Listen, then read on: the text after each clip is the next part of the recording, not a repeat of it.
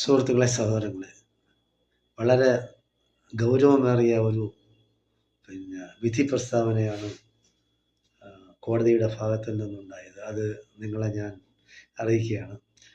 അതായത് 2-3 വർഷങ്ങൾക്ക് മുമ്പേ പല പ്രശ്നങ്ങളും ഉണ്ടായ ഒരു കേസാണിത്. പാലത്തായി പീഡന കേസ്. പ്രതിയെന്ന് പറയുന്നത് കെ പത്മരാജൻ. അയാൾ ആ സ്കൂളിലെ അധ്യാപകനാണ്. ആ സ്കൂളിലെ ഒരുപാട് വിദ്യാർത്ഥിനികൾ പീഡനം നടത്തിയിട്ടുണ്ടെന്നാണ് അറിയാൻ കഴിഞ്ഞത്.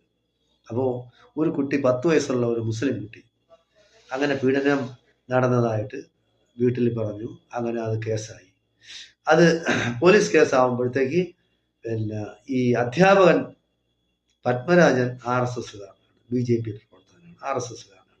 അപ്പോൾ ഈ RSSകാരും BJPക്കാരും അവരെ പക്ഷം പിടിക്കാൻ പോയി, പത്മരാജന് പക്ഷം പിടിക്കുക. അപ്പോൾ മുസ്ലിം സംഘടനകൾ, മുസ്ലിങ്ങൾ ആരോപിച്ചു. അപ്പോൾ വർഗീയമായ ഒരു ചേരിതിരിവ് ഉണ്ടായി.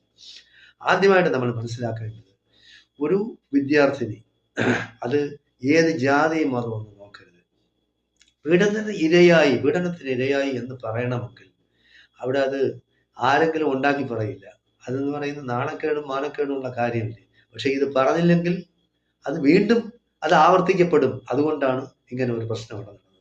എന്തായാലും ശരി, നമ്മുടെ ഭരണം നടത്തുന്ന പിണറായി ഗവൺമെന്റും അതിന്റെ പോലീസ് മേധാവികളും ആ സ്ഥലത്തെ MLAയും എല്ലാം ഈ പത്മരാജനെ വെള്ളപൂശാനാണ് ശ്രമിച്ചത്. എല്ലാ പോലീസ് മേധാവികളും, SP പോലും ഇയാളെ വെള്ളപൂശാനാണ് ശ്രമിച്ചത്. കുട്ടിയെ കൊണ്ട് മനഃപൂർവ്വമായിട്ട് പറയിച്ചതാണ് എന്നുള്ള രീതിയിലാണ് ഒരു കേസ് വന്നത്. അപ്പോൾ 2 പക്ഷമായി, BJPക്കാരെ RSS BJPക്കാരെ സപ്പോർട്ട് ചെയ്യുന്നതും മുസ്ലിം പെൺകുട്ടിയെ സപ്പോർട്ട് ചെയ്യുന്നത്. അപ്പോൾ അങ്ങനെ ഒരു പ്രശ്നം ഉണ്ടാകരുത്. മുസ്ലിം ആവട്ടെ, ഹിന്ദു ആവട്ടെ, ക്രിസ്ത്യാനി ആവട്ടെ, ആരായാലും ശരി, ഇങ്ങനെയുള്ള തെമ്മാടികളെ നമ്മുടെ നിയമത്തിന്റെ മുന്നിൽ കൊണ്ടുവരണം. അതിനി ആവർത്തിക്കപ്പെടരുത്. കാരണം നമുക്കെല്ലാം പെൺകുട്ടികൾ സ്കൂളുകളിലും കോളേജുകളിലും ഒക്കെ പഠിക്കുന്നതാണ്. അപ്പോൾ അങ്ങനെ ഒരു അവസ്ഥ വന്നു ചേർന്ന് കഴിഞ്ഞാൽ നമ്മുടെ മക്കളെയൊക്കെ നമ്മൾ എന്ത് ഉറപ്പിലാണ് സ്കൂളിലും കോളേജിലും പറഞ്ഞു വിടാൻ കഴിയുന്നത്? അപ്പൊ അതുകൊണ്ട് നമ്മൾ അത് ശ്രദ്ധിക്കേണ്ട കാര്യമാണ്. ഈ വർഗീയതമായി എല്ലാ കാര്യങ്ങളും ഇപ്പൊ കേരളത്തിൽ വർഗീയമായാണ് ചിന്തിക്കുന്നത്. മുസ്ലിം പെൺകുട്ടിയാണ് പീഡനത്തിന് ഇരയാകുന്നതും ഹിന്ദു അധ്യാപകനാണെങ്കിൽ അവര് അങ്ങനെ, ഹിന്ദു ജാതിക്കാരെല്ലാം ഒരു ഭാഗത്തും വേണമെങ്കിൽ അതിന്റെ കൂടെ ക്രിസ്ത്യൻകളും ചേർന്ന്, മുസ്ലിങ്ങൾ വേറെ ഭാഗത്തും.